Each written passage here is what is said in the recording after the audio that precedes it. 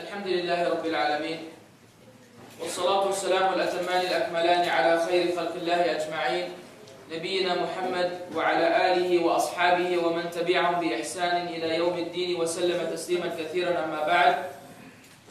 All praise is due to Allah, and we ask Allah to exalt the mention and grant peace to the Prophet Muhammad sallallahu alaihi wasallam, his companions and all those who follow them on the righteous path until the day of judgment. Is this sister going to Jannah? The title perhaps stirs up many thoughts and ideas. Why this title? Or why this topic? For a number of reasons. One of which is based on the hadith which was reported to us by both Bukhari and Muslim on the authority of Abu Sa'id al-Khudri radiyallahu anhu warḍah, wherein the Prophet sallallahu alayhi wa sallam said, Ya ma'ashara an-nisa tasaddaqna fa'anni ra'aytukunna akthara ahli an-nar. The Prophet sallallahu alayhi wa sallam said, O women, give charity, because verily I saw that you comprised the majority of the people in the hellfire. Now the sisters may be thinking, why? What did I do?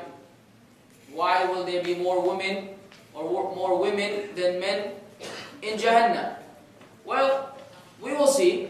Malish, if you can all try to be silent so we will not lose track of what's going on. Jazakumullah khairan. Assalamu alaikum. Continuing. Why would that be the case? And why would the Prophet ﷺ address the women in particular and command them to give sadaqah more than he did to the men? And then warning them that the reason why he was telling them that because they comprised the largest majority of the people in the hellfire. Women in Islam are unlike women outside Islam. And this I will elaborate on in a little bit, inshallah. But the question is, if this is a fact, and it is a fact, right? Does anyone second doubt the Prophet ﷺ? Anyone doubt his speech? Does he speak of his own desires? Does he lie? Does he fabricate information according to his whims? No way. What he said was revelation given to him by Allah subhanahu wa ta'ala. Then the sister should ask herself, now, this sister here in this auditorium, or sisters who will hear this in the future, am I among those? Am I going to be among those whom he ﷺ said that they will be the majority of the people of the hellfire? Or are you a sister who is going to Jannah?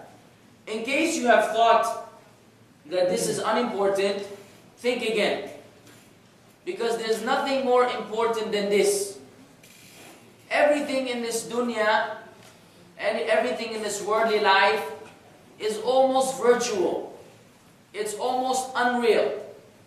The evidence is, most of us don't remember what we did a week ago. And if we did, it will be nothing more than an image or a thought. You remember that you had a calamity or that you had something that pleased you, but it ends with that. Everything just seems to go away. Excuse me. What will remain is the life to come. That is where eternity really is. So when we speak about Jahannam and Jannah, and we had lectures dedicated to these two topics, then we shouldn't take the matter lightly. A sister should not feel that she has guaranteed her 2 feet in Jannah until she evaluates herself according to the standards of Islam. Then and only then, if she finds herself, alhamdulillah, adhering to the teachings, then this is good news for her and glad tidings that inshaAllah ta'ala Allah Azza wa Jal will give her that and more. However, if a sister finds that she has some shortcomings, then the objective of these lectures always and forever is not to depress us or make us feel down or get reprimanded every time we come here. Rather, it is to change our ways, return to Allah, and fix up the situation. That's what it is. Women are no exception. Now, anyone who's involved in da'wah, if you ever give da'wah, you will find that very often you will find much resistance when you deal with these issues, men or women. But in these areas, because we're dealing with women, women seem to have a lot of resistance when we speak about these issues, very often based on their own understanding of things, their own desires, or arguments that are really Islamically baseless. And because of this reality, because of the fact that when we try to remind, we find resistance, we find, okay, this is extreme, but I need to live my life, but this and but that, and you kind of feel that the system makes you feel as if you're handcuffing her and putting her in prison, even though you are liberating her. She's being liberated even though she feels she's being in prison. And I will give you some evidences for that soon, inshaAllah ta'ala. Because of that, we must have some foundation.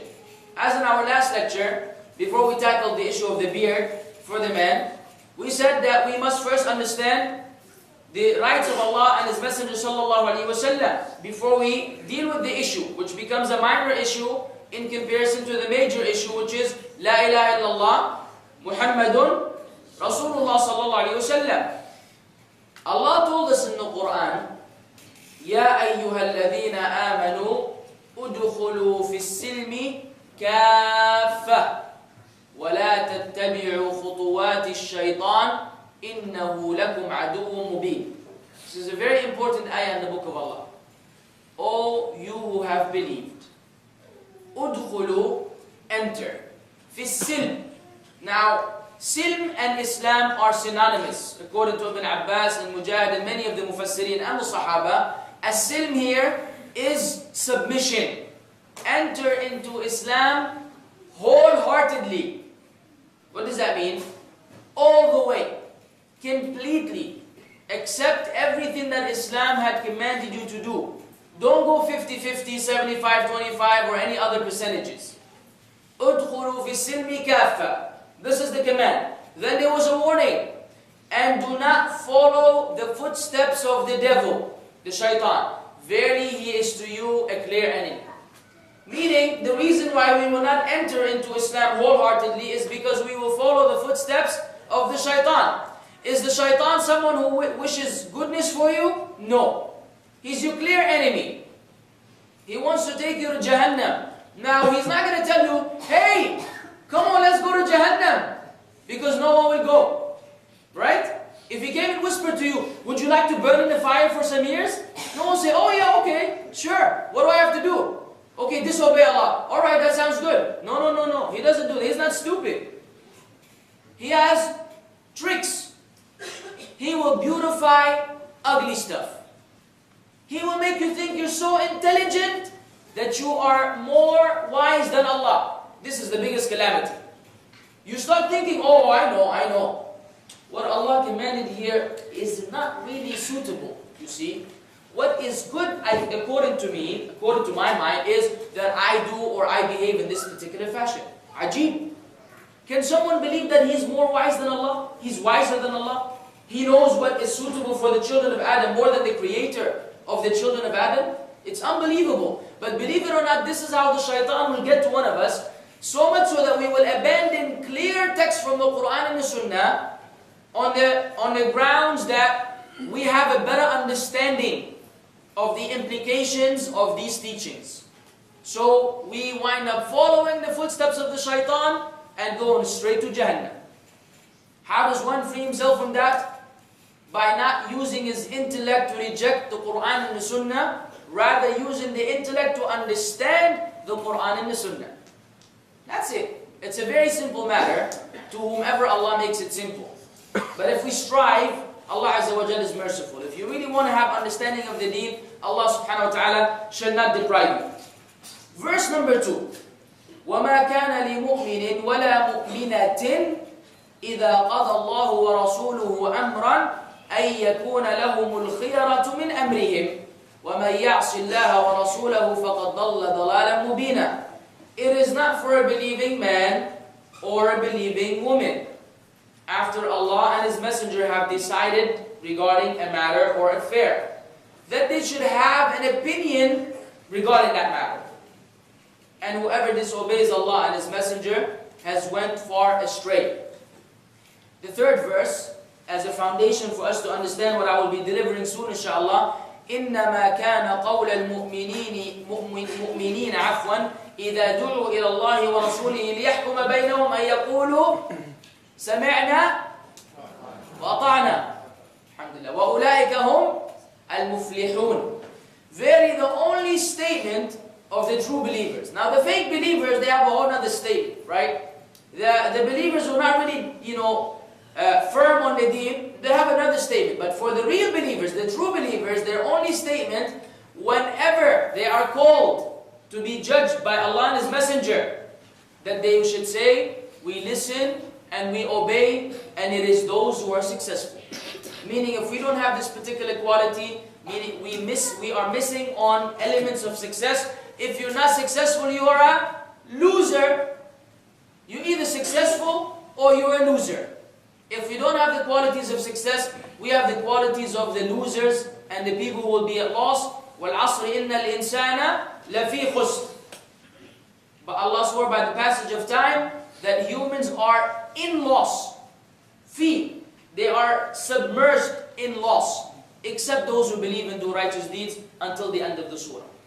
So then, sisters, this is an intro, so you will know that what is about to be presented to you is not optional. Keeping in mind that the methodology which I follow in these lectures, by the will of Allah subhanahu wa ta'ala and His grace, that if there's a difference of opinion regarding a matter, and it's a valid difference of opinion, I will mention it to you. So I will not be imposing my own personal fiqh positions on anyone. Secondly, I do not rely on any weak narrations. Every single narration which I quote in these lectures, by the grace of Allah, I research, make sure this is a sahih hadith. Whether I give you the reference in the lecture or I don't is irrelevant. But it is authentic narrations, unless I took it from a scholar who said it's authentic and it is not. But everything has been verified. So you can feel at ease that I'm not bringing something, from my mind or something from, the opinions of strange individuals. Everything is from the statements of the scholars. Reliable scholars of Ahl Sunnah wal Jama'ah. So be ready. Now, women in Islam have been given rights which are not found in any other religion on earth. Believe it or not, in the year 586 AC, after Christ, or that's one of the ways they explain that abbreviation, the church had a number of meetings, and they finally came out with a concession. This concession was only brought about after debates, discussions, arguments, and like a revolution. You know what was the result of this debate? What was the new information they discovered? What did they agree about? That the woman was actually a human being. Sisters, please, time out. That the woman is what? A human being. However, she has only been created to serve men. Women, finally, before they were debating, she's a devil. She's the one who told Adam to eat from the tree. She is, one of the early Christian theologians, his name is Tertullian. He said, the women are the gate with which the devil enters.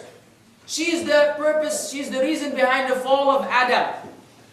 Another one, Saint Augustine of Hippo, he said, whether it is a wife or a mother, it is the evil temptress, Eve, that we should be aware of in women. I don't see any purpose. There's no benefit for a man to benefit from a woman if we exclude the concept of bearing children. Meaning, if women didn't give children for men, we don't know what men would need for women. What need would men have for women? No need for women. Up until the year 1856 in England, a woman did not have the right to inherit anything Even if she had a job and she earned a salary, her salary would go to her husband or her father or her brother. She wouldn't have the right to keep any money, nor own any property. This is the reality. This is what women had to go through historically, in recent times. I'm not speaking about a million years ago. These are in recent times. A woman was considered to be nothing but a devil. Finally, they said she's a human being created to serve men. As a servant only. Now, Islam came and Islam liberated the woman and he freed them from this nonsense, from this extremism or the sexism as they call it, where you prefer a particular gender over the other. And women were given rights which are not found in any other religion except in Islam. Even though the propaganda and the misconceptions about Islam seem to indicate otherwise, but we should be able to explain to the people the false conceptions that they present and the Islamic truth that we have. And tonight we will be getting a share of that bi'idhnillahi azza wa jal. Now when we deal with the discussion about women, there's a character which actually both men and women need to have. If we don't have this character, trust me, everything I will say tonight will be of no benefit. Everything I'll say tonight will make absolutely no change in anyone, not a brother nor a sister, unless we possess this character. This character is so fundamental in Islam that the Prophet ﷺ made it part of Islam and part of Iman, and he said if you don't have it, then you will act like someone who's not a human being. Do as you will. What am I speaking about? Haya. Haya, which comes from the word hayat, really life. Hayat can be translated to English as modesty, bashfulness, shyness, honor, shame, these kinds of meanings. It is someone feeling insecure, uncomfortable when they are doing some ill conduct or people are looking at them. You feel ashamed, right? You feel shy. This is haya. Haya, according to the Prophet ﷺ, is the khuluq of Islam. He said, لِكُلِّ دِينٍ خُلُقًا وَخُلُقِ الْإِسْلَامِ الْحَيَاء. Every religion has an innate character, and the innate character of Islam is haya. Haya, modesty, bashfulness, shyness. He said, الْإِيمَانُ بِضْعٌ وَسُتُّونَ شُعْبًا وَالْحَيَاءُ شُعْبَةٌ مِنَ الْإِيمَانِ. Iman is 60-some parts, is 60-some branches, if you want to say branches. And haya is a branch of Iman. From among the many things he ﷺ could have mentioned, he particularly chose, after saying that Iman is 60-some branches, haya being a branch of Iman. He said in another narration, إِذَا لَمْ تَسْتَحِي فَافْعَلْ مَا شِئْتْ وَفِي رِوَايَةٍ فَاصْنَعْ مَا شِئْتْ. If you do not feel shy, then do as you will. That is not encouraging evil. But that means if people don't have haya, they will do anything. They will do anything. What prevents people from going into extremes? Their shyness, being ashamed. Of what? We will see. Of who? We will see. Because this is a broad idea or in Islam. Haya is not something that can be discussed within minutes, but we will deal with the good haya and the bad haya, because we have good haya and we have bad haya. All that will become clear inshaAllah ta'ala. Let's begin with the good haya. The good haya is at 3 categories. First, that one feels ashamed of Allah subhanahu wa ta'ala. This actually is ihsan. To worship Allah as if you can see Him, but if you can't reach this level, then know that He sees you. What does that mean? That means that anytime a brother or a sister are in a situation where they are about to disobey Allah, their haya, their modesty, their shyness, their bashfulness from Allah will prevent them from embarking upon this sin. Why?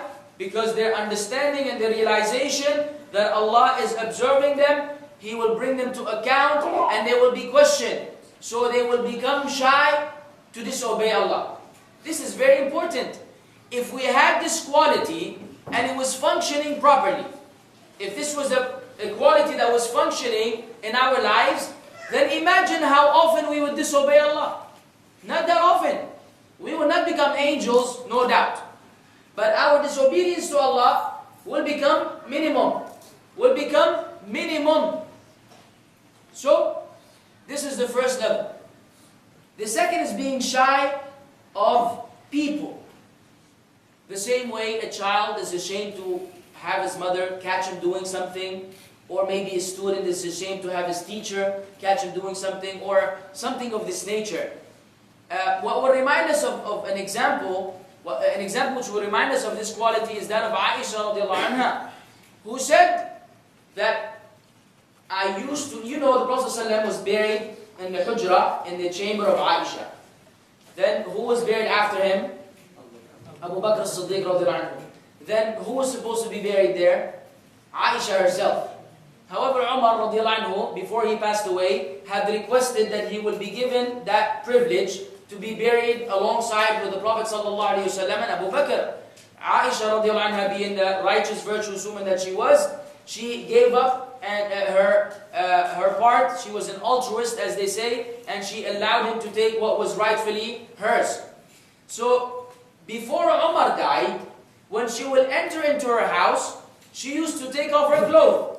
Right? This is her house. Who's dead? Who's buried there? The Prophet ﷺ and Abu Bakr. After Umar was buried there, she would no longer go into the house and take off her clothes, because she was shy of Umar. He's dead. She knows that he's dead. However, the level of modesty that the Aisha radiallahu anha, the mother of the believers, had, did not allow her. She felt uncomfortable that even a dead man who's buried, because he's present in the room, that she will undress in the room. She said, before I used to go in, it was my father and my husband. Now, it is not the case anymore. Subhanallah. That's Aisha. Tell this to the woman today. Tell this to the woman today, which we will deal with later, and you will see that we are on, two opposite extremes. These are the mothers of the believers, and the sisters are supposed to be the daughters of the mothers of the believers, the daughters of Islam. Supposed to represent her and not oppose her and go against her. But Allah musta'an. And the last kind of modesty, good haya, is with oneself. And this is the highest level. When you become shy of yourself to act sinfully. You see, you reach a level where you become embarrassed if you disobeyed Allah. And you start talking to yourself. And you feel this odd feeling overtakes you, You start having these mixed emotions because of a sin.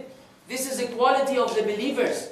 The hypocrites on the other side, no matter how much they disobey Allah, as Ibn Mas'ud said, it's like a fly that comes on his nose and he goes like this to it. The sins for the hypocrite, no matter how many they commit, they are like a fly that comes on one's nose and he goes like this. Whereas the believer, a single sin is like a mountain that he's carrying on his back. So this level then is a level of iman, which Allah knows whether we have or we don't. But we should strive. How do we do that? How do we attain that? By doing righteous deeds and gaining knowledge. Most importantly, knowledge of Allah subhanahu wa ta'ala. If you were praying with us in the masjid, which I've always recommended to the brothers to pray in that masjid and not pray in this particular musalla, because of the rulings on the musalla which we have dealt with. Come early, pray in the masjid. The masjid that is here next to the graveyard the imam has wonderful recitation. And among the ayat he recited tonight was, وَمَا قَدَرُ اللَّهَ حَقَّ قَدْرِهِ. The people do not give Allah the status which He deserves. They don't have the right understanding of who Allah is. And because of that, they live a life of negligence, the life of someone who is heedless from Allah. But if we truly knew Allah, لو قدر الله حق قدره, if we gave Allah what is rightfully His of the greatness of Allah, the glory of Allah, the grace of Allah, then we will be behaving in a whole other way. If we we had this understanding. But because people don't, they disbelieve in Allah. They say He has children. They say He has a wife. They say God has a mother. God has a son. And they turn Him into a triune God, the Father, the Son, and the Holy Ghost. So we get into a big mix-up. A big mix-up. Because we have not really understood the greatness of the Creator, the greatness of the Creator of the heavens and the earth. And this is something that we Muslims should be on the top of the list in terms of acquiring in our lives. That requires some effort, which we should spend. Bad haya. Is there such thing as bad haya? Oh yeah. Oh yeah. People being shy to obey Allah and His Messenger. Have you ever heard of this one before? Have you heard it before? Yeah. People are shy to obey Allah and His Messenger. So, you find, I'm not going to mention too many examples because this is not the topic. But people, when they have been commanded by Allah and His Messenger to do something, and that something winds up going against what is customarily accepted by the people, what is entertained by the people, they become ashamed to obey Allah and His Messenger, but they have no problem in obeying the people, so they will abandon Allah and His Messenger and please the people. A'udhu billah. You know, for instance, the issue of drinking water. The issue of drinking water while sitting down is a very sensitive issue in Islam. There's a difference of opinion among the ulama because of the many narrations which you have. But let's say, the least to say, is that the most sound and safe opinion is that you should never drink water standing unless you are in a situation where you cannot sit. Okay, let's put it that way. If you're drinking Zamzam or you are in a position where standing is not feasible, drink standing.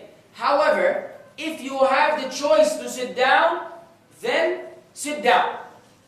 Many people are too shy to do this. Say, brothers, sit down. Say, there's no chair.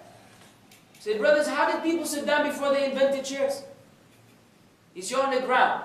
Say, okay, I'm not going to ask you to sit on the ground. Because if the people saw you sitting on the ground drinking water, they're going to think something is wrong with you. But you can squat. You can squat for this 1 minute to drink your water according to the sunnah of the Prophet Muhammad sallallahu alaihi wasallam. And in your mind, alhamdulillah, Allah sees me. Allah will be pleased with me. I will gain Allah's love because I'm imitating the Prophet sallallahu alaihi wasallam. I will not be worried about X, Y, and Z. Oh, brother, why are you doing this to brother? Who cares what people think? But the problems that sometimes we have is that we favor the people and we ignore Allah and His Messenger. And we can give many examples about the pants, and we will deal with that inshallah in a special lecture. Knowledge. Today, someone, if he's involved in da'wah, if his job is a da'iyah, and you tell him, it's not enough today for the people to be a da'iyah. If you're not a doctor or you're an engineer or something, say, brother, what do you do? Say, well, brother, what do you man? Brother, I give da'wah. Oh, miskeen. Miskeen, wallah. This is the most honorable position. Subhanallah. The Prophet ﷺ was not a doctor, with all due respect to the doctors here and elsewhere. He was not an engineer, he was not an architect, he was not anything of that nature. He was a da'iyah. And this is the best thing in the world. I'm not saying don't become educated and everybody goes to the Islamic University tomorrow. But if you did, alhamdulillah. But if you don't, that's fine. But don't belittle da'wah, or don't belittle knowledge, that you're a student of knowledge trying to learn the deen. Some people are shy. And unless they have some worldly degree, they will not be able to function in the community. This should not be the case. So this is another example of bad haya. And again, and we can give many examples, eating with the hands and otherwise. People are ashamed to eat with the hands and so on and so forth, even though this is from the teachings of Islam. So one should favor Allah and His Messenger and ignore thing. That's what it is.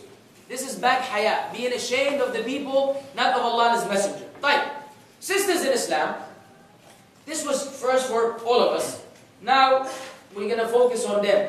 Okay? But you need to be involved because you have something to do in the process. You're either a husband, or you're a son, or you're a father, or you're an uncle. You're something to some woman somewhere in the world. So you're still involved. Don't go to sleep. If I catch you sleeping, then I'm not going to do anything about it, inshallah. Ala kulli hal. if the sisters have haya, if they have real modesty and shyness, then that should prevent them from the following violations. That should prevent the sister from committing the following dangerous violations, which are today so common that you will think that they are totally halal and that I am the most extreme person to ever give da'wah in the world. But I'm not. And these things that the sisters are doing today are not halal. Don't believe me, I don't want you to believe me, but I want you to believe Allah and His Messenger. When I quote them to you, you better believe what will be said. And then you will see that there's no exaggeration whatsoever. And you will see that the sisters today, except those whom Allah has particularly shown mercy to, are off the path to Jannah. And now we know why the Prophet ﷺ said that they are the majority of the people of Jannah. Because not that many women are doing what Allah Azza wa Jal wants them to do. However, we assume that all the sisters have goodness in them. And that as us men, we fall into our shortcomings, and we have our weaknesses, and that we will return to Allah. The same way we will leave alone bad deeds, sisters can do the same. But we must make that move. We must make that move. Number one, tabarruj. Anyone heard that word before? Tabarruj means the wanton display of beauty and adornment. Wanton, W-A-N-T-O-N, just in case you're thinking it's wanting or something.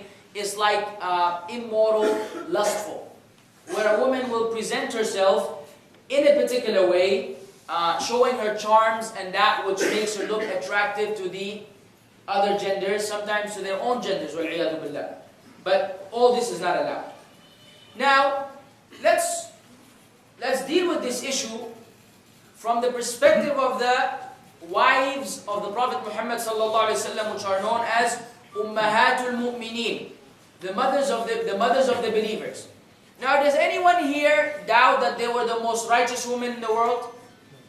Besides Mary, the mother of Jesus, we don't know of any woman who was so righteous like the wives of the Prophet Muhammad ﷺ, be it Khadija, Aisha, or his daughter Fatima radiallahu anhum ajma'in, or radiallahu anhunna ajma'in. We don't know of women who were more righteous than that. Now, with their righteousness, Allah told them in the Quran, فَلَا تَخْضَعْنَ بِالْقَوْلِ. Do not speak in a soft manner. Being gentle in speech, where the manner in which the woman speaks becomes desirable to the men. Now, we must first understand that the voice of the woman is not a awra, as many people think. Awra is in something that should be kept away, something that should be concealed. Women are allowed to speak. Women spoke to the Prophet ﷺ in the presence of men and the Sahaba. They had conversations. Even when the Khatib would be given Jum'ah, a woman would got up and corrected Umar radiallahu anhu warda concerning something. So women are allowed to speak. No one can deny that. We're not telling the sisters, become mute. You are to speak. However, the manner in which the sister speaks plays a major difference. Today, I realize that I have to wear glasses from now on. Right? I'm not wearing them right now because I'm not used to them yet. But while I was at the clinic where I got my eyes checked up, there was a very uninteresting event taking place simultaneously. While I'm waiting for the doctor to arrive, a man was sitting there chatting with a woman. She was a nurse. Now, of course, as a man, I'm supposed to look away. So now, looking away is being established to the best of my ability, but listening is something that I can't help, because I'm sitting there. And you see, the conversation between these two is a very disturbing conversation. You see, how do you know in the way the sister, if she was a sister, I don't know what she was, whether she was a Muslim or not, the way she was speaking to this man was flirtatious. The way, the sound, the intonation, okay, the pitch of the voice, when it goes up and when it goes down, and all this is something important.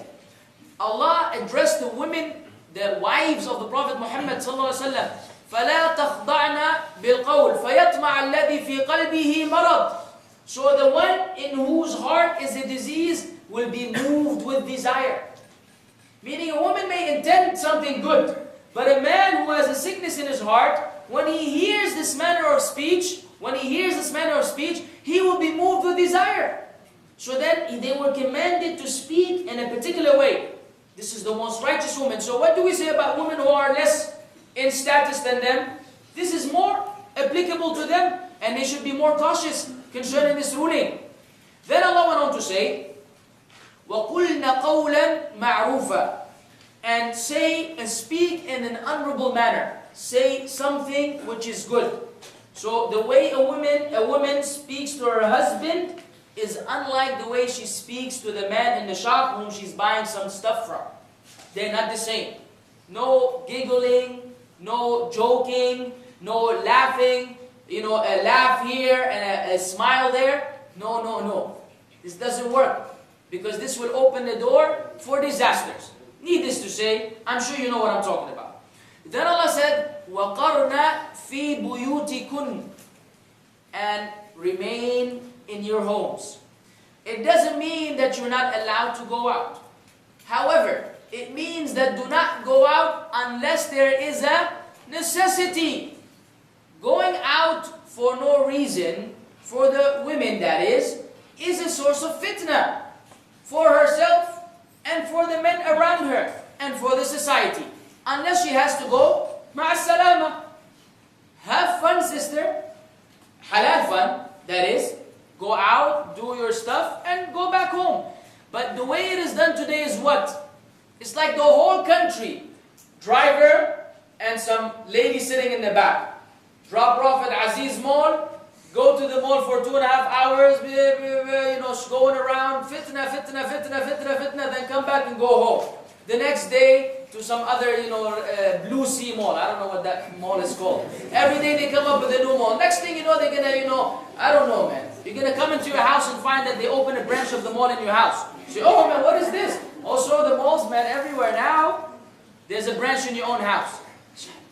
Every day, everywhere you go. If they were dressed good, ya akhi, ma fi mushkila. But the problem is, it's not the case. It is not the case. We will get there. So, قَرْنَ فِي بُيُوتِكُنْ, remain in your home, sister, unless you have some business to attend to. Either you have a job, you have to earn a living, alhamdulillah, you have to go out, you have to go buy your own personal stuff, go. But unnecessary hanging out is un-Islamic. So the sisters need to be mindful of that. Then Allah said finally, or not finally, وَلَا تَبَرَّجْنَا تَبَرُّجَ الْجَاهِلِيَّةِ الْأُولَى, and do not display yourselves as the way it was in the early times of days of ignorance. In the early times of the days of ignorance. Do not display yourselves in this fashion. Listen to this commentary by the Sahaba and the Tabi'een. Okay, this is very important. Mujahid said concerning this, the tabarruj, or the women, doing tabarruj, is women walking in front of men. He said if women walked in front of men, then this is what is referred to in this ayah. This is a form of tabarruj which Allah had prohibited for the women. Needless to say why. According to Qatada, he said a woman walking in a shameless and flirtatious manner. The way she's walking is like swaggering. I'm not going to describe that to you. The way the lady walks says a lot, right? And this is no news to any man here. It is known for the women and the men anyways. The way a woman walks, the way she moves her arm, the way she speaks, the way she turns her head, everything has signals. It sends out signals, just like the cell phone. There's reception, you pick up, mobile, 3 bars, 4 bars, same thing. You put out a few of these, things, and you start picking up reception, Bluetooth starts coming in, and the list goes on. Why? Because men know.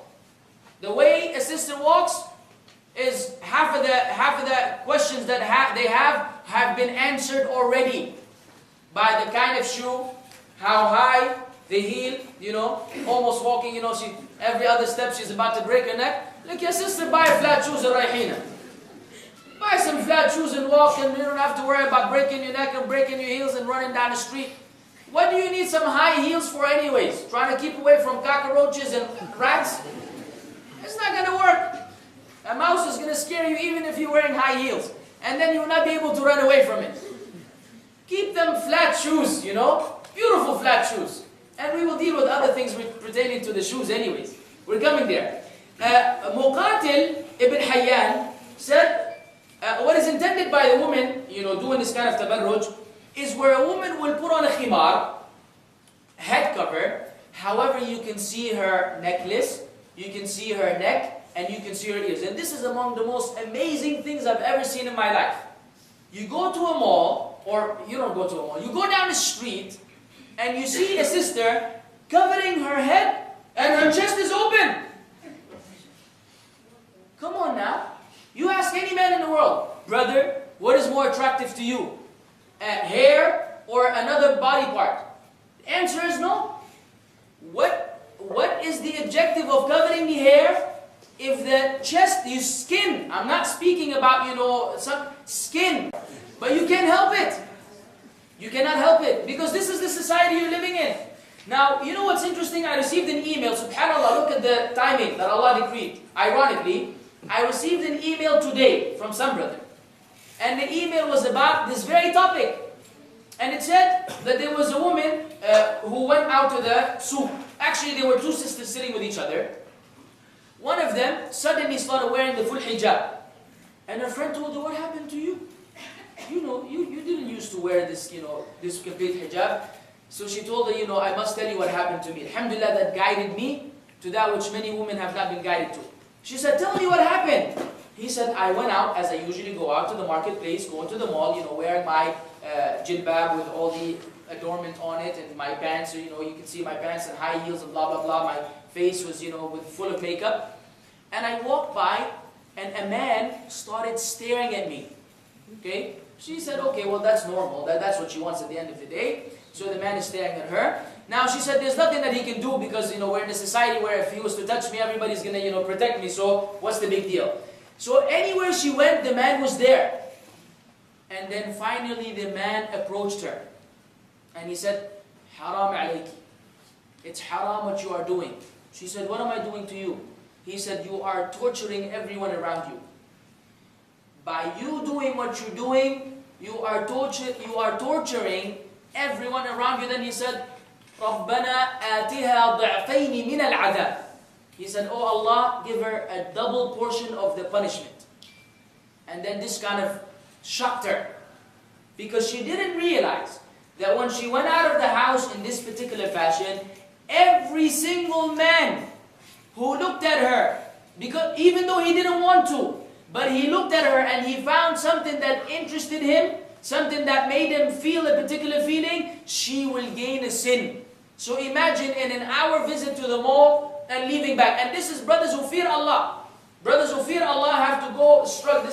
This was a man who was appearing to be righteous, having to struggle with himself not to look at this woman.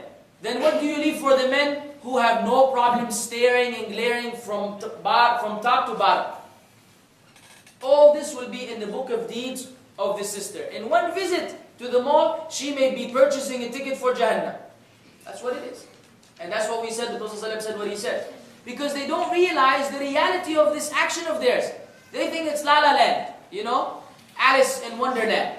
You do whatever you want, life goes on, no accountability, no responsibility, whatever the men do, this is their problem. No. No, sister, you share the sin of making these men seduced.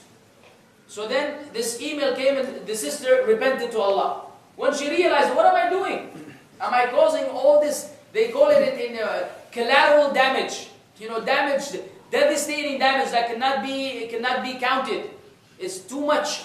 But that is what is going on in the Muslim world today. إِلَّا مَنْ رَحِمَ اللَّهُ سُبْحَانَهُ وَتَعَالَى. طيب. So then this was their idea of that. That if the woman she could see her necklace, her earrings, other body parts, then we have failed. And tabarruj in essence also means makeup. So anything which, whether it is lipstick or eyeliners, or I'm not very professional in the various names of these, you know, cosmetics or whatever they call them. Anything that the sister puts on as means of displaying herself falls under tabarruj. And Allah called it, this is the tabarruj of jahiliyyah. This is like the days of ignorance. Now, the whole time I'm speaking, I am not expecting any sister to cover her face or her hands. Because of the fact that there's a difference of opinion among the scholars, and because of the fact that I personally follow the opinion that is not obligatory that a sister covers her face and her hands. Even though it's recommended, she gets rewarded for it. It's a sunnah which we love that all sisters will implement to reduce the fitna in the society. However, I cannot say that you must do it and you're sinful by not doing it. That if you're exposing your face, meaning you're doing all that, no. We're saying, don't put any makeup. If you're going to show your face and your hands, then there should be no nail polish, and we spoke about the stewardess in the airplane with her earring hanging from her nail, and we gave some practical examples for that. You know, nothing of this nature. Any kind of makeup is unacceptable, and the sister should strictly leave that alone. Secondly, if the sister has haya, then she should observe her hijab. And hijab, we will go into the details now of the hijab. First, we should know the following hadith from the Prophet ﷺ, wherein he said, صِنْفَانُ مِنْ أَهْلِ النَّارِ لَمْ أَرَهُمَا. Then he went on to mention, نِسَاءٌ كَاسِيَاتٌ عَارِيَاتٌ مُمِيلَاتٌ رُؤُوسُهُنَّ كَأَسْمِنَةِ الْبُخْتِ الْمَائِلَةِ لَا يَدْخُلْنَ الْجَنَّةِ وَلَا يَجِدْنَ رِيحَهَا وَإِنْ كَانَ رِيحَهَا لَيُوجَدُ مِنْ مَسَافَةِ كَذَا وَكَذَا. There are two groups or two kinds of the people of the hellfire which I have not observed during my time. This is the Prophet Muhammad ﷺ speaking. I did not see them because they didn't exist yet.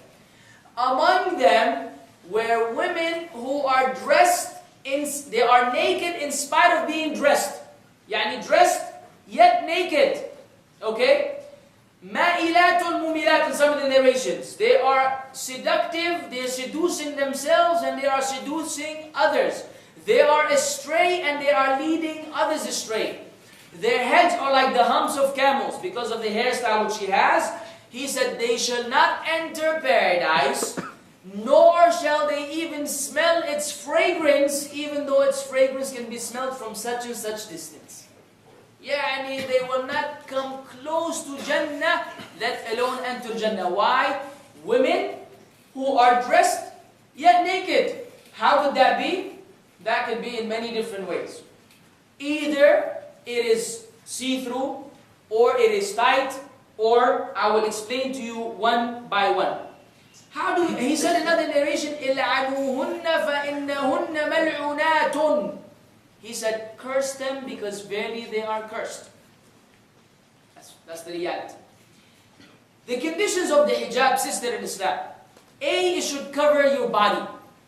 Allah says in the Quran, وَقُلْ لِلْمُؤْمِنَاتِ يَغْضُضْنَ مِنْ أَبْصَارِهِنْ وَيَحْفَظْنَ فُرُوجَهُنْ وَلَا يُبْدِينَ زِينَتَهُنْ إِلَّا مَا ظَهَرَ مِنْهَا وَلْيَضْرِبْنَ بِخُمُرِهِنَّ عَلَى جُيُوبِهِنْ وَلَا يُبْدِينَ زِينَتَهُنْ إِلَّا عَلَى بُعُلَتِهِنْ until the end of the ayat. Allah subhanahu wa ta'ala said in the Quran, tell the believing women to lower their gaze, to lower some of their gaze. If they are looking at a man with a desire, with an attraction towards this man, they're not allowed to continue looking. Otherwise, looking at a man in general is allowed. Because the Prophet Muhammad ﷺ picked up Aisha on his back, and she was watching the Ethiopians, they were wrestling in the masjid. Right? And we have evidences that the women looked at men. But if that is associated with some other feelings, then it becomes a no-no. Whereas for the men, we don't have these two. You can't look at a woman, period. Zero. Nada. No Spanish, I know only a few words. Anyways, cannot look at them. And a woman cannot look. Then Allah says, وَلْيَحْفَظْنَ فُرُوجَهُنْ, and let them protect their private parts from anything that will lead them into being misled and misleading others. Then Allah subhanahu wa ta'ala said, and let them not expose any of their adornment except that which appears necessarily thereof. The ulama have differed. Those who say that a woman must cover her face and her hands They say the only thing then that appears thereof is the outer garment. You can't hide that. As for those who say that the covering the face and the hands is not obligatory, then they say what is intended that appears thereof are the hands and the face. That's it. Anything else, Allah prohibited the women in the Quran to allow them to show. Then He said, and let them wrap their garment over their chests. Let them cover themselves with this garment so it will cover their whole body. So a sister should cover everything. If she follows the opinion that showing the hands and the face is allowed, this is the face, her ears are not part of her face, they should be covered. Okay? Her hands should be covered up to here. What some sisters do today of wearing these big old, remember I mentioned the example of the elephant, going into the sleeve of some of this, these new jilbabs right here. The sister may, clean the ground with it. In case the baladiyya ever went out of business, they just get a bunch of these sisters and they put their arms like this and they walk in the street, pick up the trash. Like this, and dump them on the side, mashallah, big long sleeves. Right? You can have a baby, pull out a baby, like magicians, pull them out of hats. Now they pull them out of their sleeves. Anyway, so you see her arm, you see her elbow. I'm sorry. You see her, elbow, and it's, what is this? This is not allowed. This is part of your aura, sister. This is part of your body. That should be covered. If you want to show your hand, stick to the hand. Your arm is not part of it. Your elbow is not part of it, let alone anything else. So that's as far as the top, right? The chest is covered, the neck is covered, everything is covered. Only the face. Only that round spot in the front. And your hands. How about the feet? This is where we have disasters. Allah said in the same ayah later on, وَلَا يَضْرِبْنَ بِأَرْجُلِهِنَّ لِيُعْلَمَ مَا يُخْفِينَ مِنْ زِينَتِهِنَّ. And let them not stamp their feet, so it will be known what they are hiding from their adornment. Very important ayah. Two evidences. Number one, that women must have been covering their feet. Because if they were not covering their feet, she would not have to stamp her feet for the people to see the khilkhal, called in Arabic. In English it's called an anklet. They will be able to see it case closed. But because the women were covering their feet, and some of them had a little issue, and they wanted to attract the men, the only way they were able to do so is by stamping their feet, so that khilkhal will make sound, and a man will realize that the sister has something, some adornment, which is enough for a man to go far with his imagination, simply by hitting some chick coming out from a sister's leg. That's the reality. And Allah prohibited that in the Quran.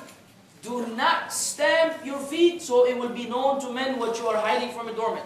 Now, this is the evidence number one. Evidence number two, the authentic narration from the Prophet ﷺ. He said, من جر ثوبه خيلاء لم ينظر الله إليه يوم القيامة.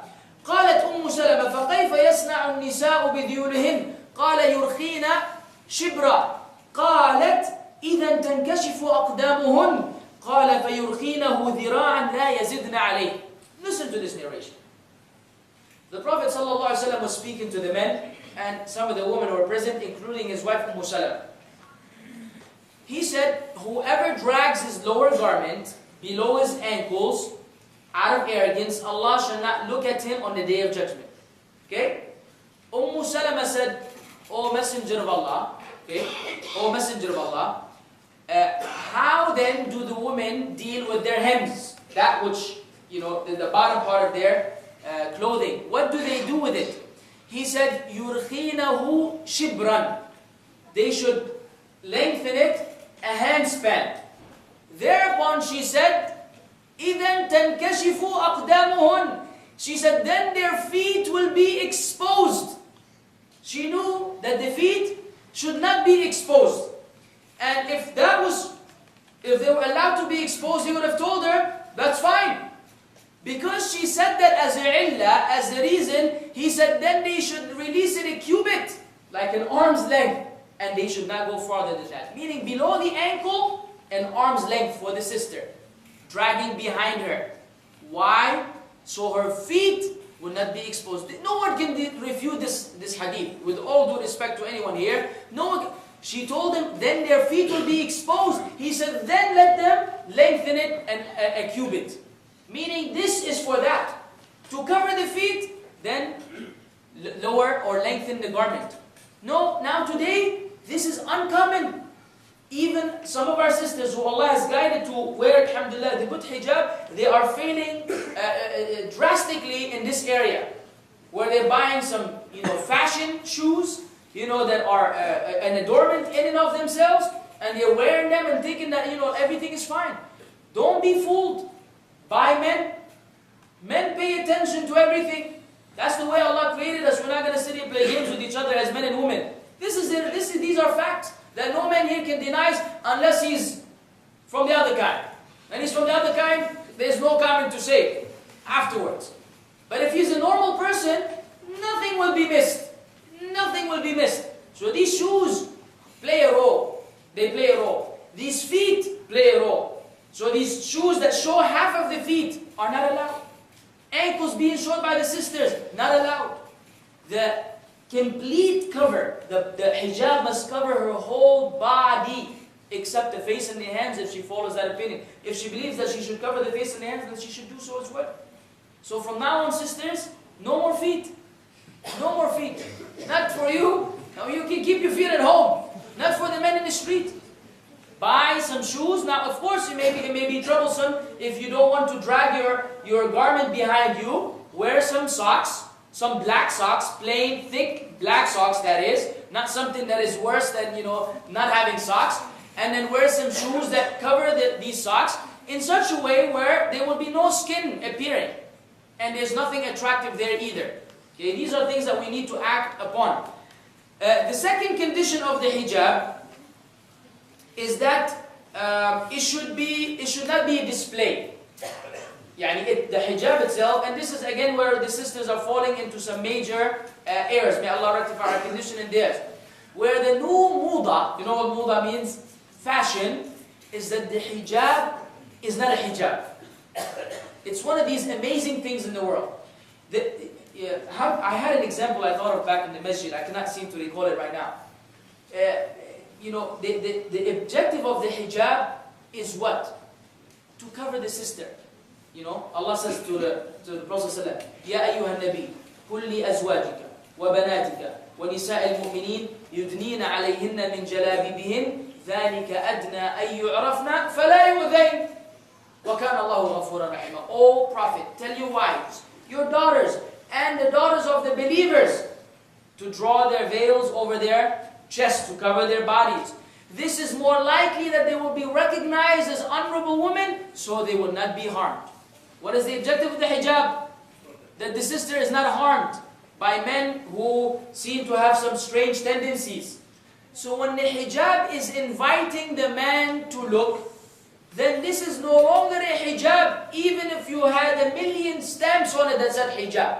It is not a hijab. Hijab is covering. Hijab is protecting. Veil. Hijab is a veil. It veils you from men. If it's calling the men to look at you, then we have defeated the purpose. I've given many examples before. I told you about the sister walking down the street with a jilbab that had a heart on her back. Love me. Is there another message that you can get? I remember I told you, if I came to this lecture and I had a heart here. I say, what is this lecturer, man? Brother, we need to stop coming to this, brother. What do I want? What do I want with a heart on my thawb? Billah alayk. Say something's wrong with me. Would you wear a jilbab that has a heart on the back, walking down the street? Like, okay, I'm sorry, I'm not getting the message, or I'm getting the message, but I don't want the message. Otherwise, the new jilbab now, did you see the new? Of course, some of these are like 2,000 riyals, 3,000 riyals, You think you're buying a Mercedes, but it's only a garment. It has like a see-through layer, and under there's like a tablecloth.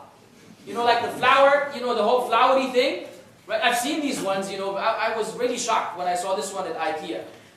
It's like the table, the one that, my grandma used to have in her house. This ugly white one with, red flowers and pink flowers. This is, you don't even want to eat on it. But of course, it's your grandma, you have to be nice to her. But now this is a new fashion. They make this into a jilbab. Then they put a see-through layer on top of it. And it's like now the hijab is a tablecloth. You have a table walking around. Just in case you felt hungry, you could just place her and, Is this a hijab? Is this a hijab? When a man has to look 5 times to make sure that my eyes are seeing, you know, am I really seeing this? You know, is this real? Is this hijab? No, this is culture. This is pleasing the people, not pleasing Allah. This is because my dad will beat me up, or because I don't know what I'm afraid of. The society does not allow me to go out with my tight pants. I'm having to wear this. I'm forced to wear it, but I don't want it. That's the message. That is the message when the sisters go out in this fashion. Now I'm not trying to tell you wear black, because you may wear blue, and you may wear white, and you may wear any color that doesn't become in and of itself means of attraction, right? The issue of color is a broad issue depending on the country and depending on the environment. If you come to a hospital, nurses wear white. So this is the way it goes. And now how it is, you know, the way she's dressed is where we have an issue. Is she wearing regular tight pants and, you know, she has or something else that shows her body? That's a whole other discussion. Otherwise, the color is not what we're dealing with here. But the hijab itself should not be displayed. Should not be inviting the people to look again. It should be boring. So preferably, she has, you know, the long skirt or whatever that thing is, and it should be going from the head as opposed to the shoulders. Then on top of that, there's a khimar, which goes just above, you know, on the thighs, above the knees. So it can be double covering for that upper part. You know, this is the best hijab in the world, where the sister is totally boring. Totally boring. Disgusting to the men. So, I don't even want to look again. Please, take this lady out of here. That should be, if the sister is establishing this, she is miya, inshallah. With Allah, she is in a very honorable situation if the rest of her iman is sound. That's what it is. Men should have absolutely no attraction towards her. The hijab must not be, the jilbab must not be transparent. There, you know, if you see through it, then, you know, I don't know what it is. It should be roomy. Roomy, not tight. So, you know, needless to say, anything which defines the body is not acceptable. And this is the fashion today. The jilbab is made tight at the waist, so it can show the rest of the body parts. This is insane. This is an insane kind of hijab. It should be a robe. You know, if you ever lived in a cold country, I don't think this is applicable here, but if you ever lived in a country where they have a cold winter, you know the feeling of this big fat blanket which you use to cover yourself with, you know, in bed at night? This kind of cozy feeling, but it's this big blanket that if you went under, you'll get lost, right? And you guys play games with each other, one goes from here, the other one comes from the other side, or maybe that's just me. Anyways, in case you have some similar experiences, this should be the way the sister feels in the hijab. She's about to fly. You know, it's so wide that if there was some wind, she could just fly away, you know, with wings, because of how roomy her jilbab is. Anything that is tight is not allowed. It should not be perfumed. No bakhur, no oud, no nothing of this nature. The Prophet ﷺ said, any woman who puts on some perfume and goes out so men can find her scent is a fornicator or an adulteress. If she goes out with the intention of seducing the men with her smell, then she has committed the form of zina. So you keep your clothes plain. At home, you know, do whatever you want. Outside, no. Particularly when you are mixing with other men. It should not resemble men. You know, today in the Western world, the image of the the ideal woman is a woman, you know, wearing a woman's suit. Have you seen the woman's suit? It's like not like the tie, but something similar with a skirt up to the knees usually, and she's wearing her, you know, she has her luggage or whatever, and she's, you know, walking down the street with her high heels. Like this is a successful woman, you know, of the world, and so on and so forth. Yeah, this one the Prophet ﷺ cursed. This woman who resembles a man, she looks like a man, she dresses like a man, is not allowed. A man should not resemble women, and we dealt with that last time. And women should not resemble men. Each have their own independent qualities and characteristics. It should not resemble the garments of the kuffar, the disbelievers.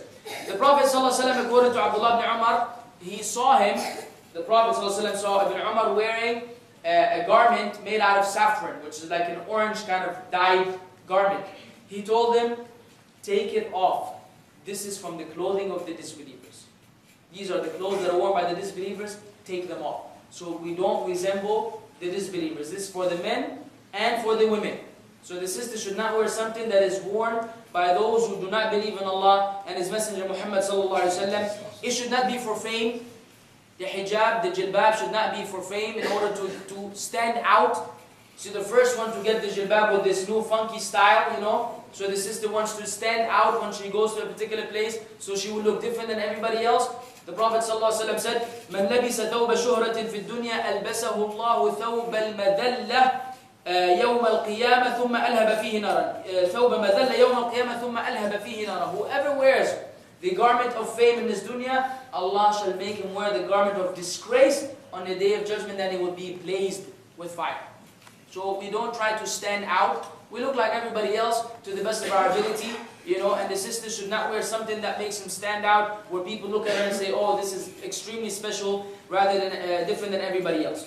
This was concerning the hijab. Next in line is the eyebrows. And we had a discussion regarding the eyebrows for the advice of one of the brothers. And to be more particular, let us deal with the hadith first. لَعَنَ اللَّهُ الْوَاشِمَاتِ وَالْمُتَوَشِّمَاتِ وَالْمُتَنَمِّصَاتِ وَالْمُتَفَلِّجَاتِ لِلْحُسْنِ الْمُغَيِّرَاتِ خَلْقِ اللَّهِ. The Prophet, actually Ibn Mas'ud narrated this hadith. Okay? He said, Allah curses the woman who gets a tattoo and the one who asks for it. The one who gives it, the one who does it, and the one who asks for it. And the one who plucks her eyebrows or gets it plucked. Both meanings are involved. And the one who files their teeth for as means of beautification, those who are altering or changing the creation of Allah. Now when Ibn Mas'ud said this, a woman from Banu Sa'id, her name is Yaqub, said, it had reached me that you are saying that Allah has cursed these women. He said, would I not curse, and this hadith is in Bukhari Muslim, he said, shall I not curse that which the Messenger of Allah sallallahu alaihi wasallam cursed, and it is in the book of Allah? She said, I read the book of Allah from cover to cover. Look at the woman back then. I read the book of Allah from cover to cover. I came across no ayah that said that Allah cursed a woman who pluck their eyebrows and wear tattoos and so on and so forth. He said, did you not read the statement of Allah, وَمَا أَتَاكُمُ الرَّسُولُ فَخُذُوهُ وَمَا نَهَاكُمْ عَنْهُ فَانْتَهُوا? Did you not read the statement of Allah? Whatever the messenger gives you, then take it. Whatever he prohibits you, then leave it alone. He said, this is the evidence. That he told you to leave it alone. I heard the messenger of Allah curse these women, meaning Allah cursed these women. She told him, well, your wife does it. Your wife does it. He said, go and see her. So she went to see if, I don't know where she got that claim from, and she found that she did not have that done to her. So she came back to him and said that she was wrong. He said, if she had been in this case, she would not be with me. If my wife was plucking her eyebrows or doing anything of this nature, she would not be with me. It's Ibn Mas'ud. She would not be my wife right now. These are the Sahaba. But we can imitate the Sahaba. Actually, we have been obliged to imitate the Sahaba. Allah had made it feasible. It's not some extreme, attainable thing. It's attainable, brothers and sisters. We should imitate the Sahaba to the best of our abilities. Perfume, we dealt with that. No perfume should be worn unless the sister is in an environment where there are only other sisters, or she will not be going and mixing with men. Once she's going to come across men and they will smell her, sisters, please, no perfume.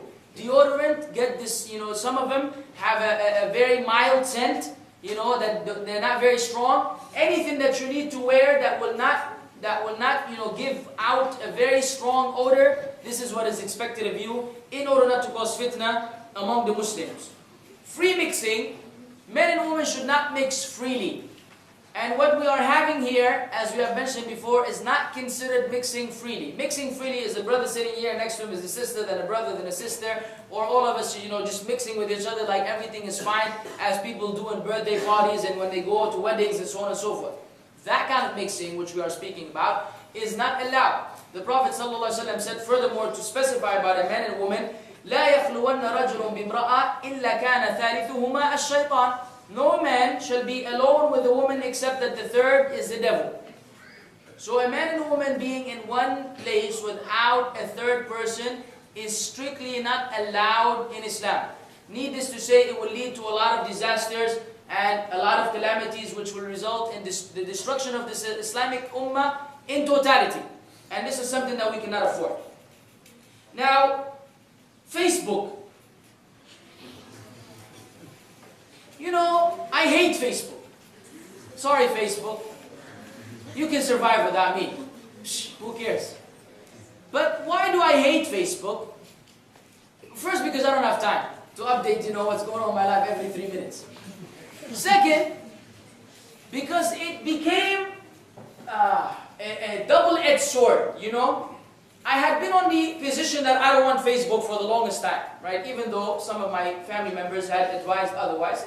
Get back with the old friends, give them da'wah, your old friends who have been said, this is right. So then we, got a personal Facebook with the methodology of no women will be added.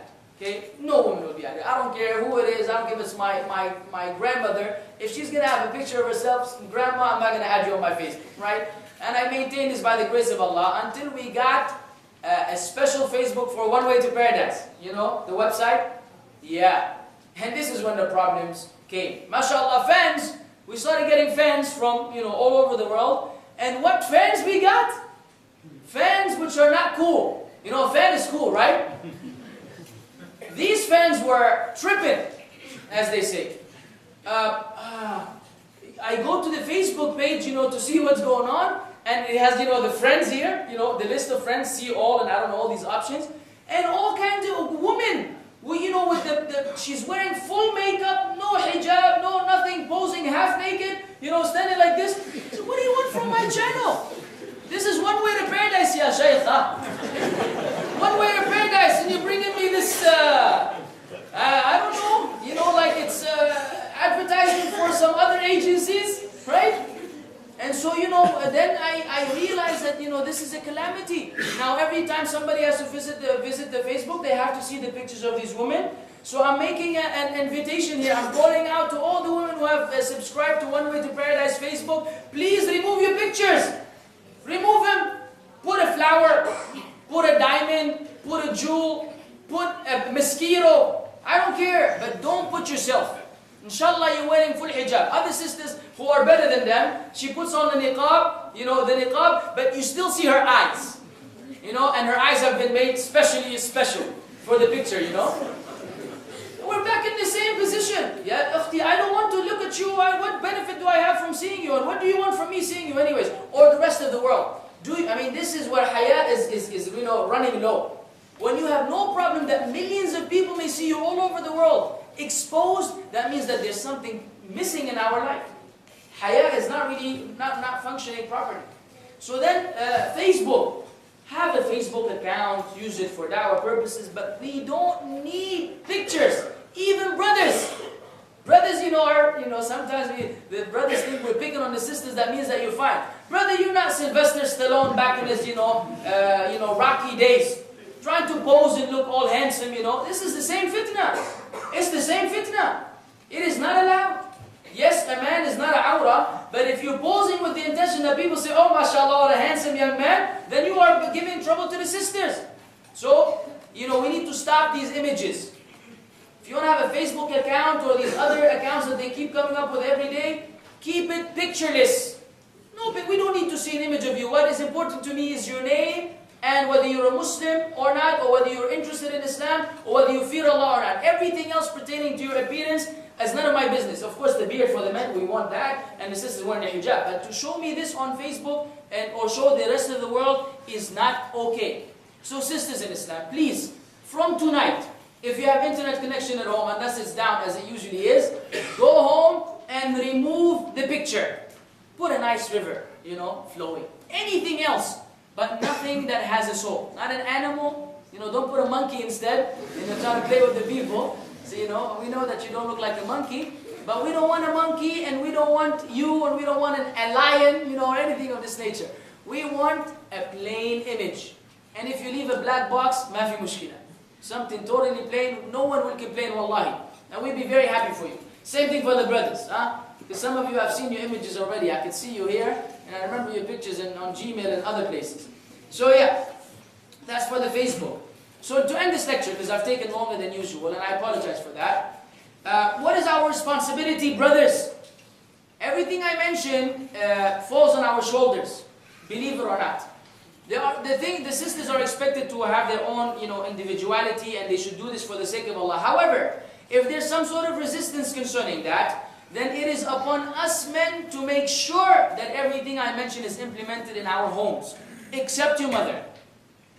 Except your mother. You can't do anything about that. If your mother doesn't want to wear according to the way of Allah, at no point are you allowed to force your mother to do something, because that's your mother.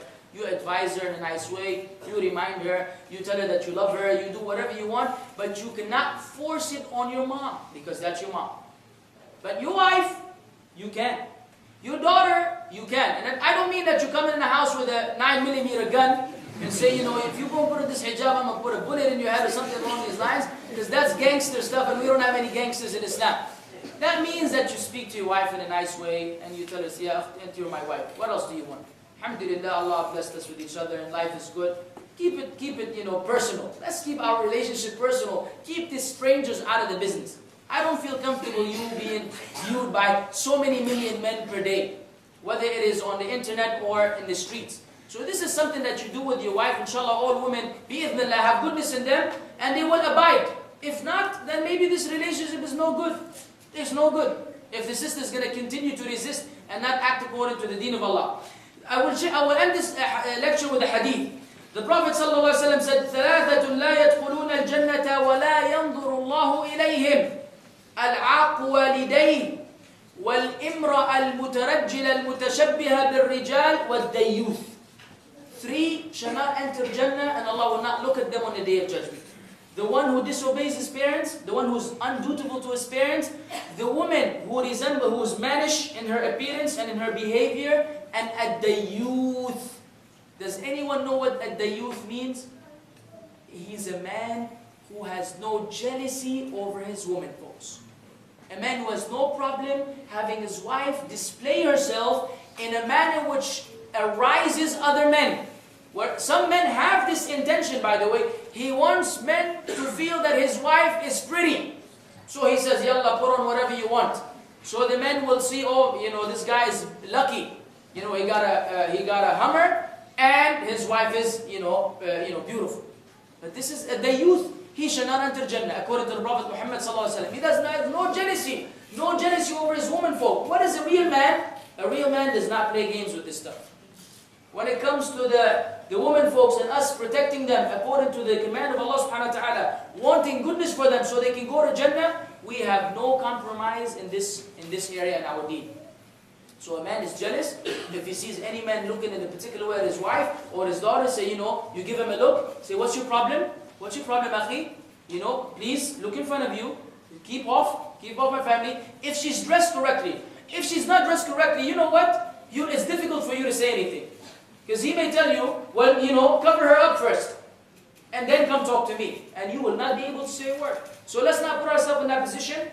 Let's handle business ahead of time. So to conclude, brothers and sisters in Islam, we want to go to Jannah, ultimately. Otherwise you wouldn't be here tonight. You would be sleeping in your bed watching some Islamic show or something else at home. I'm sure you're not watching any TV. You would not be here unless you want a Jannah, bi'idhnillah. If you want to go to paradise, we have to make some effort. Men have some requirements and women have some requirements. For the women, this is it. This is it, along with obeying her husband and fasting Ramadan and praying her 5 daily prayers. The Prophet ﷺ guaranteed her that she will enter Jannah from any of the doors. That's it. Cover yourself. Live this life like the Aisha, like Khadija, like Fatima, like Salama. Live like them for these 30, 40, 50, 60 years of your life, and then go on to the paradise where you will never have to worry about hijab again. Do your job. Don't let the shaitan fool you. Don't become a fitna for yourself and for others. Don't follow your desires, and don't destroy yourselves and the Muslim ummah in the process. This is what I would like to convey to the sisters in Islam, and to any woman who wants to become a Muslim, who wants to go to paradise. This is the same thing applicable. Think of Mary, the mother of Jesus, and you will find a righteous Muslim woman. So ask Allah subhanahu wa ta'ala to guide us all to the straight path and to make us act accordingly. وآخر دعوانا الحمد لله رب العالمين وصلى الله وسلم على نبينا محمد. Is it permissible to shave the hair on the cheeks and neck, the beard? If it's for the sister, Yes. Malish, some may have that. It's not funny. If it's a, hello sisters, hello, we're still in the lecture. Malish, sabr. You hear this all the time, huh? Sabr, Sadiq. Sabr. If it's a sister, yes, you may shave the beard, you may shave the hair on your cheeks and your neck, seriously. And there's no sin on you. You may even get a laser operation to permanently remove this hair, because this is something that is expected of a woman. And there's no doubt about that, alhamdulillah. If it's a brother, no. And please go back to the lecture, let it grow with a natural flow on onewaytoparadise.net, where I gave a whole hour lecture about the beard, hoping that no one will shave it ever again, but I see that, anyways. When praying Fajr, Maghrib and Isha at home, should one read silently or loud? For Fajr and Maghrib and Isha, one should read loud, according to the Sunnah. However, if you recite silently, it's acceptable. If this is from the sisters, and I'm assuming it is from the sisters, then if there are other men around you, then you do not recite out loud. But if there are no men, of course, non-mahram men, that is. If it's a mahram, no problem. But if there are other men, then you do not recite out loud. Otherwise, you may, inshallah. Assalamu alaikum wa alaikum salam. Who are the people in front of whom a woman is not supposed to, not obligatory to cover her head? Uncle, grandfather, nephew, cousin, mahram, cover her head. Let me tell you something. Let me give it to you from the source, so I will not get philosophical here. Yes, and not expose their adornment except to their husbands, their fathers, their husbands' fathers, okay, which is like a father-in-law, I believe, their sons, their husbands' sons, their brothers' sons, their sisters' sons, their women, that which their right hand possess, or those male attendants having no physical desire, or children who are not yet aware of the private aspects of women. These are the ones that you're supposed to cover yourself in front of. This was here, this is here. Assalamu alaikum wa alaikum assalam. What do you mean by filing of teeth? And is it only prohibited for women or for both genders? And is it sin for a person to file teeth of other people, maybe non-Muslims? Well, my understanding, first, when we speak of braces, it's a whole other discussion. We're not speaking of braces. Filing the teeth, as far as I know, is an act that the woman used to do by placing something between their front teeth in order to cause a gap between them. Because they used to consider this to be part of beauty, even though today it's the other way around, right? But back then this was considered a sign of beauty. So filing the teeth, this is all I know about that. Doing it for others, whether you are doing it or getting it done, it's the same. Because you're involved in haram. In any time, for example, if somebody's drinking alcohol, it's haram. Can you serve him the alcohol? No, because it's the same thing. So you may not do it even if it's for non-Muslims. Wallahu a'lam. Tab'an. If a national dress is worn by Muslims and non-Muslims of that country, is it accepted for us to wear it? Muslims, is it Islamically approved? Of course. Allahu a'lam. If it's a national dress worn by Muslims and non-Muslims, okay, I think I know what you're aiming at. If someone looks at you and is unable to identify whether you are a Muslim or otherwise, then no. But the fact that you mentioned is Islamically approved, meaning it's not going to be like theirs, because they're not going to observe the hijab of the Muslim woman. So inshallah it's fine as long as you stand out as a Muslimah. People are able to tell that you're a believer from a long distance. Okay. The napkin? Oh, I'm sorry. That was mine. I have a question on niqab. I want to take up niqab, but my husband doesn't like it. What is the Islamic ruling on this case? The Islamic ruling is that you should obey your husband. If you believe that it is only a sunnah. If you believe that wearing the niqab is an obligation, then you have to do it. This is important. Now you cannot trick Allah. Allah knows what you believe. And you need to read up on this, so you will know really what you believe. Because you may be confused, you don't know whether you should or you shouldn't. So you should read material concerning this. If you believe that wearing the niqab is obligatory, even if your husband doesn't like it, you must wear it. If you believe it's only a sunnah, and he tells you he doesn't want you to wear it, then you obey your husband and you do not wear it. This is for the sister. For the husband, why? Why would you not like your wife to wear niqab? It's amazing to me.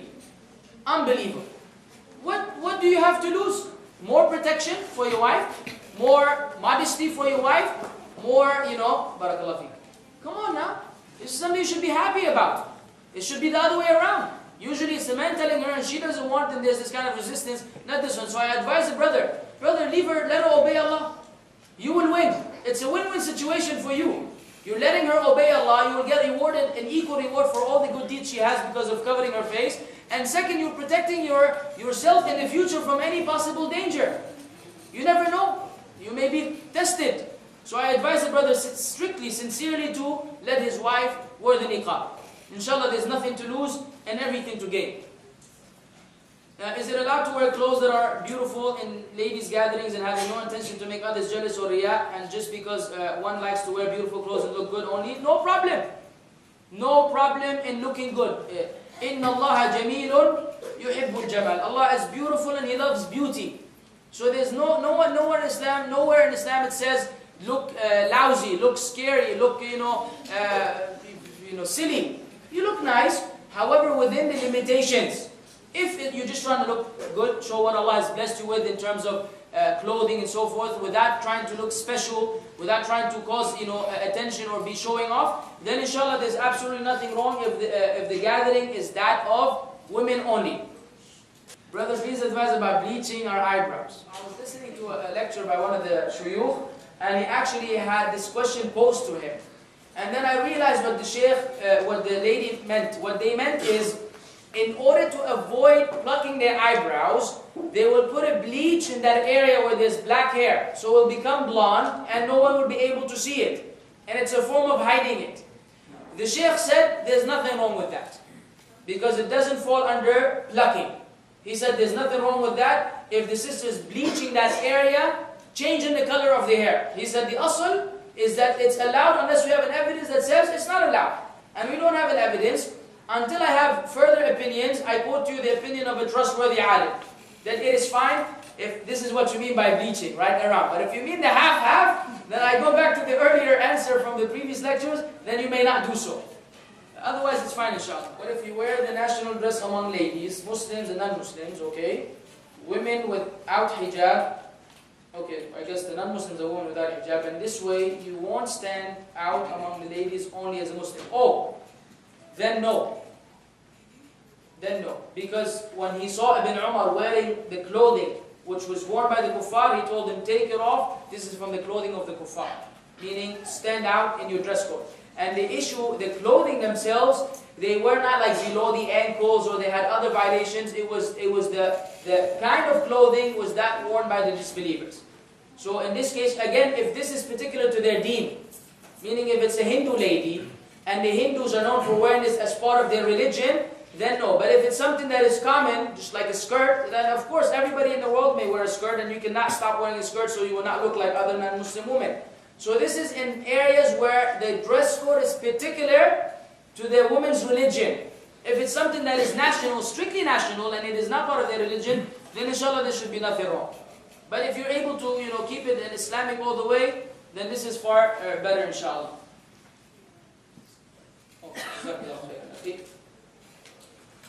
Is wearing makeup even not allowed at home for husband or ladies gathering? Come on now. Life will be boring then. No, wear all the makeup in the world. Put on 10 lipsticks and just put your face in one of these things and just come out. Do whatever you want. If the husband likes it, alhamdulillah. Alhamdulillah. We may have a funky, style. Whatever makes the husband happy, do it. As long as it's not haram. So there's nothing wrong with wearing makeup with your husband, obviously. And even in ladies' gatherings, as long as it doesn't become something excessive and it means of showing off. Otherwise it's fine. Women among women, this is among the things they may show to each other, their arms and so on and so forth. So yeah, inshallah, you may do so. Assalamu alaikum wa rahmatullah.